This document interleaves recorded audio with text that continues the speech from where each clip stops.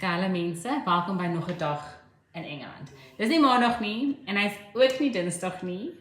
Ek sal vir jou 'n leier gee, 'n leidraad. Hier's 'n real cliffhanger. Dis die dag na dinsdag. Okay, gee jy op. Dis Woensdag.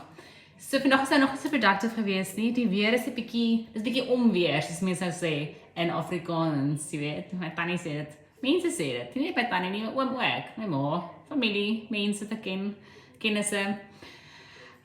En ander nuus. Omdat ek nog 'n bietjie loer is vandag, so vol van die weer, ek moet iemand blameer. Het ek besluit, weet jy wat? Ruk jou reg. Ek het my oogie geknip. 'n Uiltjie geknip bedoel ek. En my oog nou net, maar ek het 'n uiltjie geknip en toe word ek nou wakker en ek dink, weet jy wat? Word wakker. Get in character. So dis hoekom ek my hierdie aangetrek het. Ek kyk as 'n stukkie marzipan, maar dis cool, dis fine.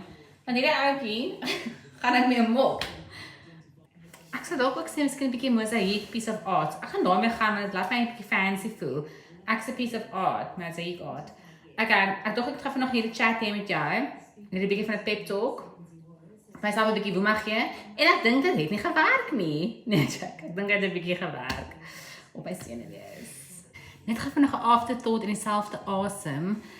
Mosaïek. Okay. I'm getting there. Hierdie pep talk werk. Actually, ek sal inspireer.